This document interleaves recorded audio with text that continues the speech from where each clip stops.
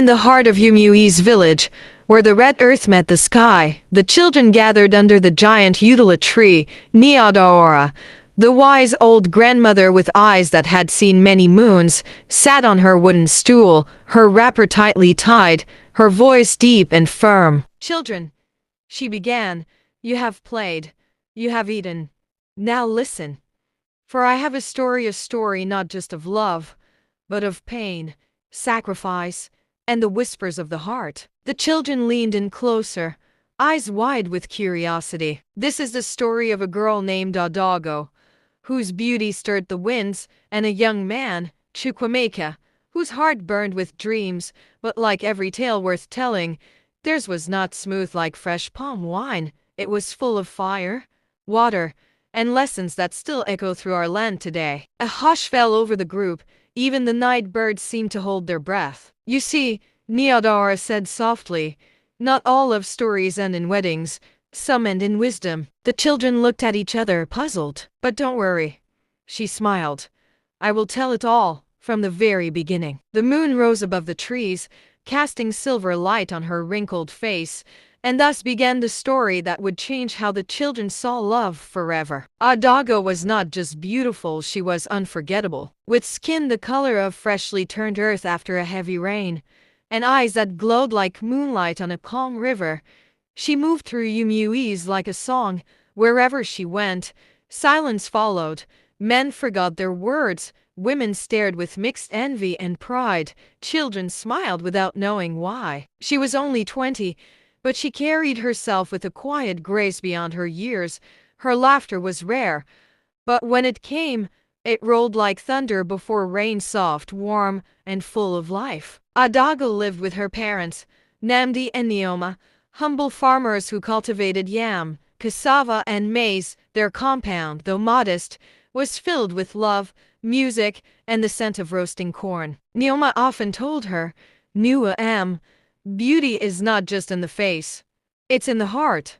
Make sure yours shines brighter than your skin." Adago always nodded, her thoughts often far away. She longed for something more, something bigger than the endless rhythm of farming seasons and village festivals. Sometimes she stood by the stream, watching the fish dart beneath the water, wondering what lay beyond the hills. Other times, she would sing softly, a voice like morning dew on leaves, not knowing that love deep, wild, and complicated was already making its way toward her. She didn't know his name yet, but soon she would, and her heart would never be the same. The day Chukwemeka returned to Yumui's, the village seemed to pause. Tall and broad-shouldered, with eyes sharp like an eagle's and a voice that held both calm and command, he was the kind of man others followed without asking why.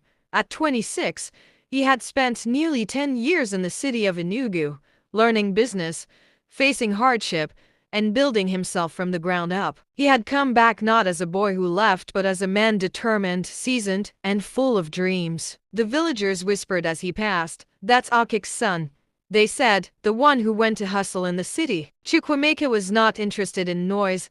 He came back to start anew, build a poultry farm, support his aging father, and maybe, just maybe, find someone to share his journey with. "Obdmt to be home," he said to his father, who sat under the mango tree smiling proudly.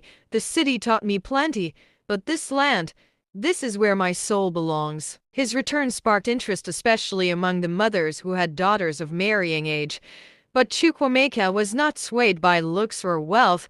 He sought substance, someone whose values matched his own. And then, one morning at the village market, he saw her. She was bargaining over garden eggs, her laughter rising like music. Adago. He didn't even know her name yet, but something in him stirred. He straightened, wiped his forehead, and said quietly to himself, "Chinik, if this is the one, guide my steps." The heart's journey had just begun. It began with a glance, then a smile. At the village market, Adago reached for a basket of fresh tomatoes just as Chukwemeka did. Their hands brushed. She looked up. He looked down.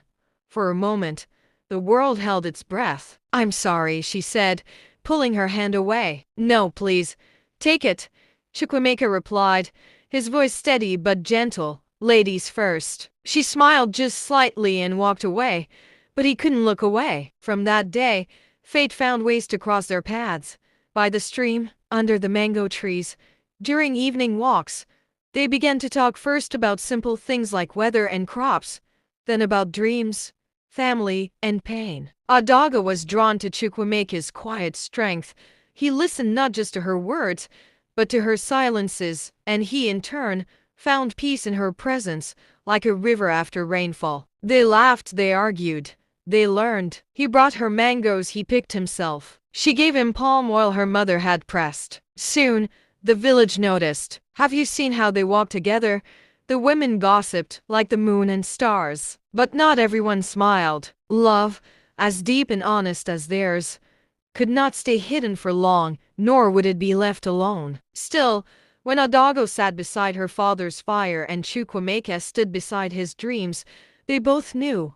Their hearts had spoken, and the heart, once stirred, never forgets. Neoma had seen many things in her life, seasons come and go, good men rise and fall, but nothing warmed her heart like the light in Adago's eyes whenever Chukwuemeka's name was mentioned. One quiet evening, as the moon cast soft light across their compound, Neoma sat beside her daughter. They peeled cockayam in silence for a while, until Neoma spoke. "Nua, your heart has changed rhythm," she said, not looking up. Adago smiled shyly. "Is it that obvious, Mama?" Neoma chuckled. "Love is like scent leaf. No matter how much you try to hide it, the aroma must rise." Adago put down the knife. "Mama, he's kind. He listens. He's not like the others." "And does he carry the weight of your dreams with respect?" Adago nodded. "He doesn't try to bend me. He walks beside me." Neoma stood, wiping her hands on her wrapper. "Then may the gods watch over you both. You have my blessing. But remember, love is not just sweet wine. Sometimes it is bitter herbs. Be ready for both." The next morning, Neoma invited Chukwuemeka for a private talk. They sat under the ogbono tree, and she studied him with the same eyes that once calmed storms in Adago's childhood. "Young man," she said slowly, "do you understand what it means to love a woman like my daughter?" "Yes, Ma," Chukwuemeka replied without flinching. "It means protecting her soul, not just her smile." Neoma's eyes softened. "Good. Then begin as you mean to go on." With her blessing, their hearts soared, but not for long. Storms were gathering, and not all blessings came without battles. While love blossomed quietly between Adago and Chukwuemeka, another pair of eyes watched from the shadows, burning with envy. Ifeanyi, son of Chief Obidiki, was a man of means. His father traded kola and imported goods, with fine clothes, loud laughter, and pockets full of naira. He believed everything had a price, including love, and he had already set his sights on Adago. "She will be my wife," he once boasted to his friends, sipping palm wine under the market shade. "What can that city Ridurni farmer offer her?" But Adago had already made her choice. When Ifeanyi sent her wrappers and perfumes, she politely returned them. When he tried to impress her with stories of Lagos and expensive phones, she smiled kindly but walked away. To Ifeanyi, her rejection was unthinkable, insulting. "She wants to embarrass me," he muttered through clenched teeth. "Over who?" "A common farmer." Fueled by wounded pride, he began to plot. He visited elders with sweet gifts and planted quiet doubts in their minds.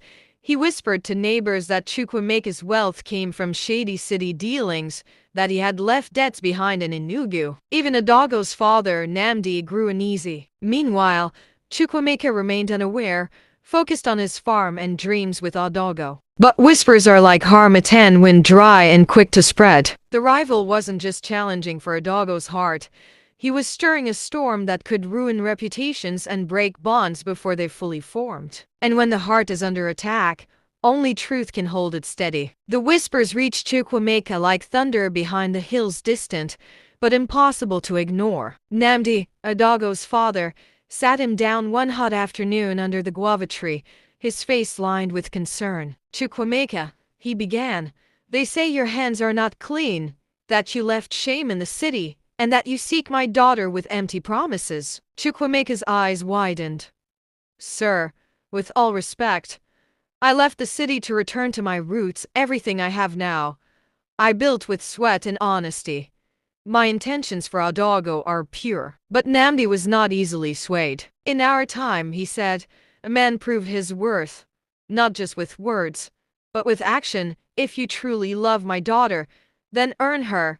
Show the village and me that your foundation is solid. He laid out the challenge: rebuild the old family barn that had collapsed years ago, harvest 30 rows of yam in one moon cycle, and provide 2 goats for the new yam festival, all within a month. Chukwuemeka felt the weight of the task, but he stood tall. I accept, he said simply. When Adago heard, she was furious.